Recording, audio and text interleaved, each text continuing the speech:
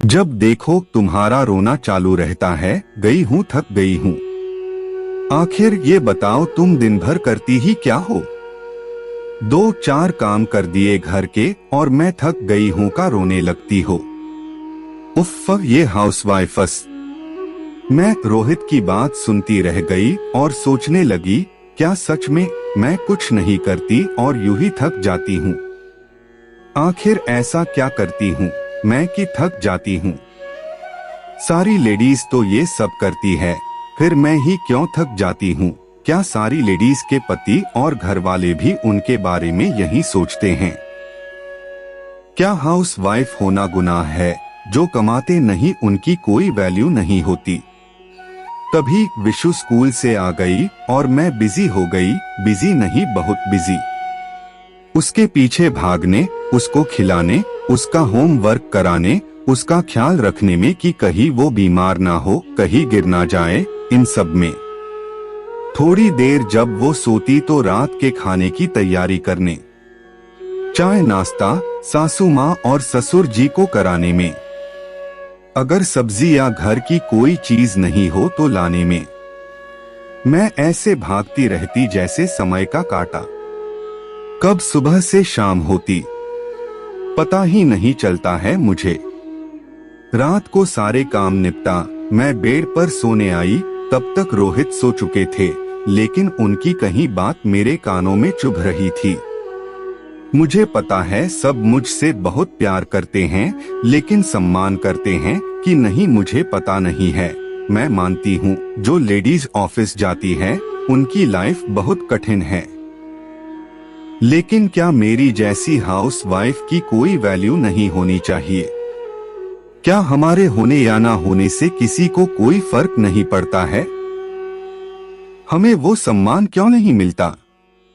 देखा जाए तो हम जो काम करते हैं उसकी कीमत अदा ही नहीं की जा सकती, फिर हमें ये कहते शर्म क्यों आती है कि हम हाउसवाइफ है? कोई बताएगा मुझे? आखिर हमारे काम के बदले हमें रिस्पेक्ट क्यों नहीं मिलता? मेरी इस सोच पर कामकाजी लेडीज भी सवाल उठाएंगी कि हमें कौन सा सम्मान मिलता है। हमारी लाइफ आप लोग से ज्यादा कठिन है। हाँ, मैं भी ये मानती हूँ, लेकिन एक बार अपने आप से पूछिए, क्या आपकी माँ जो वर्किंग नहीं थी उनको सम्मान मिला? सब करने के बाद भी वो दबी रहती थी क्योंकि वो इकोनॉमिकल कमजोर थी, वो कुछ कमाती नहीं थी।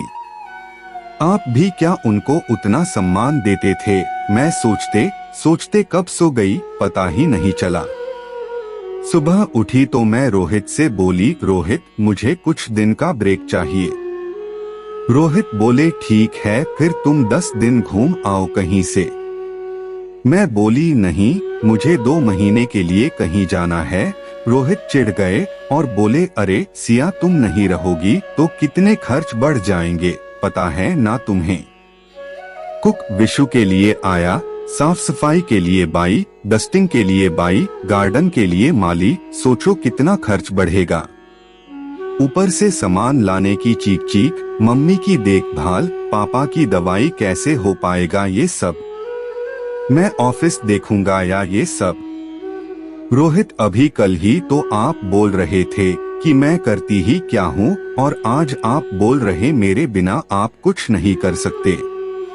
पतिदेव ये आप जान लो, मैं घर अच्छे से संभालती हूँ तो आप निश्चिंत होकर ऑफिस का काम कर पाते हो, तो हम हाउस वाइफ की कदर करना भी सीख लीजिए।